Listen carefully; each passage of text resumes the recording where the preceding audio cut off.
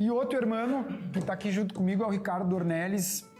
A gente jamais se conhecia pelas redes, a gente já vinha conversando através das redes sociais de se encontrar. Infelizmente, agora, por forças da natureza, a gente se encontra aqui, mas também por o lado positivo do Hermano, que é um chefe de cozinha, que tem uma escola de gastronomia aqui em Porto Alegre e que está fazendo um trabalho magnífico de mais de 8 mil marmitas por dia, reunindo cozinhas de iniciativas privadas e tentando entender de forma inteligente e diariamente como que a gente consegue fazer com que esse elo de tantos voluntários, de tantas cozinhas, de tantas doações podem de fato se transformar em algo grande e organizado para termos saúde e recorrência nessas ações.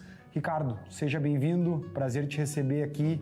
Conta um pouco para nós como é que começou o SOS Cozinha. Bom, obrigado pelo espaço, né? Primeiro aqui para a gente conseguir falar um pouquinho do que está acontecendo, né? Acho importante levar essa informação para o maior número de pessoas possível. O que aconteceu foi que naquele início ali, no primeiro dia, eu acho dia 2, que todo mundo entendeu o que estava acontecendo, né? O grau que estava acontecendo. Todo mundo quis ajudar, né? Isso é muito legal, a solidariedade assim, de todo mundo. E acontece que nesse meio tempo, né, eu percebi que não tinha ninguém, tinha muita gente cozinhando, muita gente ajudando, de várias iniciativas, gente que não trabalha com isso também ajudando a cozinhar. E eu percebi que nesse início, assim, muita gente também, na verdade, percebeu isso, que estava faltando em alguns lugares, né, marmitas e alimento, e estava sobrando em outros, né? E quando, enfim, eu pensei, cara, tem que ter alguém para conseguir organizar isso, né? Enquanto que a galera que está no campo de batalha seguir fazendo isso. E eu pensei em algumas ideias, assim, né? Uma delas foi me juntar ali a uma iniciativa que já estava acontecendo, que é da Feed.me, né? Que eles já estavam com algumas frentes ali de logística, de reabastecimento de doações, de várias outras coisas para os abrigos e tal. E foi quando eu pensei, cara, vou usar minha rede, vou usar meus contatos e o know-how inteiro que eu tenho para tentar organizar isso aqui, né? Então a primeira ação assim que a gente fez foi tentar ocupar os restaurantes que não estavam sofrendo com as enchentes. E a gente largou um formulário básico lá e a gente começou a captar voluntários que queriam ajudar na cozinha com restaurantes que não estavam servindo, né? Não estavam operando. Bom, enfim, isso começou e foi se transformando com a ajuda de muita gente.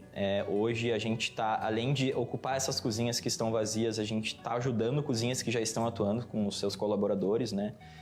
São 18 cozinhas e a gente tem um centro de distribuição onde todas as doações eles vão para esse CD e depois desse CD ele vai para as cozinhas, né, diariamente.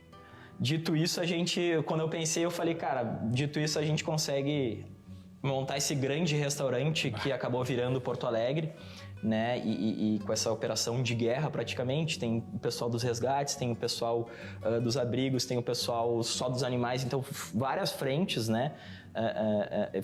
Meio que montaram esses polos assim.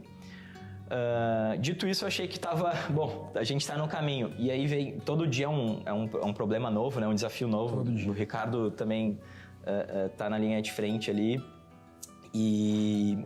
Cara, a gente estava pensando como é que a gente faz a distribuição dessas marmitas, né? Esse era um grande problema, era o problema 1, fora todos os outros que a gente precisava para operar, né? Cara, eu até tô comentando bastante isso aqui, eu acho que todo mundo tá ajudando aqui, ninguém tá com vergonha de pedir ajuda, né?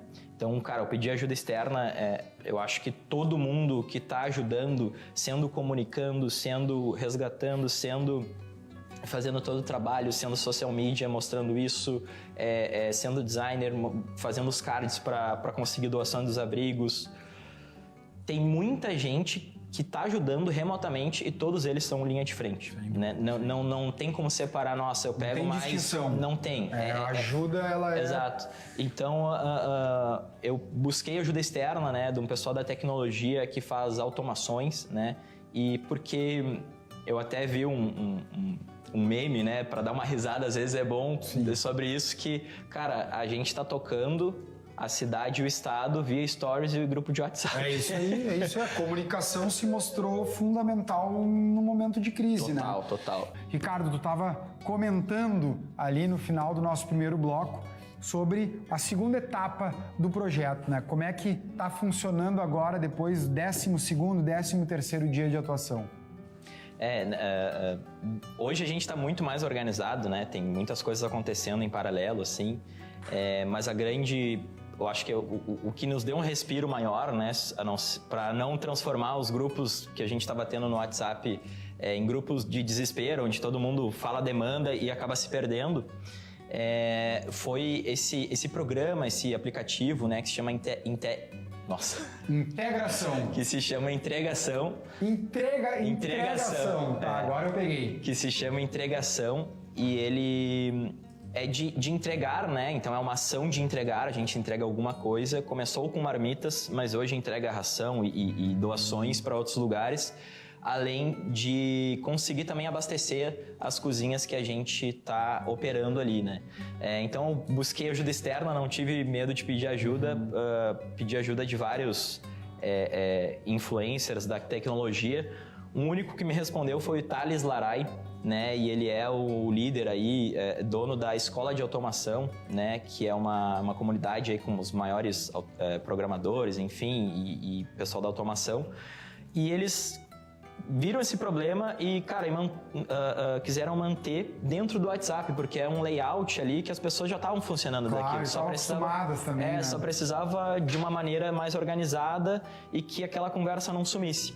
Perfeito. Né? Então, hoje a gente tem basicamente dois lados, né? Que é o solicitante, que é quem pede alguma coisa para coletar no ponto A e entregar no ponto B, e o outro é o entregador, né, que é o entregador voluntário, que ele está na rua, ele vê um chamado, tá perto da minha casa, eu acho que eu consigo levar até esse lugar, ver quantas marmitas, ver quem é a pessoa responsável, aperta, e tudo isso com segurança, né, porque a gente está passando por um momento que a gente precisa de agilidade, mas a gente não pode atropelar tudo, né? Então hoje a gente consegue verificar o CPF de todas as pessoas que se cadastram. É muito importante. Essa segurança de quem que vai levar essa marmita e para onde. Quem vai levar, se deixou lá. Então ele consegue mandar uma foto, consegue. Isso tudo vai para um banco de dados que a gente consegue verificar, por exemplo, se tu é um solicitante, para onde que foi, quem é que é o Ricardo que está levando a tua entrega. Então isso ajudou. Atualmente ela está sendo utilizada mais para a operação das 18 cozinhas e para feed-me também, para logística, mas a gente deve abrir aí em 2-3 dias para todo mundo, né? Então, entrando no site www.entregacão.com.br, vocês conseguem acessar ali e ver um pouquinho do projeto e usar isso. Parabéns, irmão, que a gente possa... A gente sofreu esse mesmo desafio lá no rancho de como que a gente organiza, até porque as atualizações elas eram muito rápidas, então às vezes a gente organizava uma marmita e chegava lá, mas já me entregaram 1 hora antes. Então, quanto mais a gente puder organizar e ter essa automação, a gente vai estar com certeza conseguindo ajudar o maior número de pessoas. Então, entregacão.com.br vocês conseguem estar ajudando e entrando em contato junto com o Ricardo.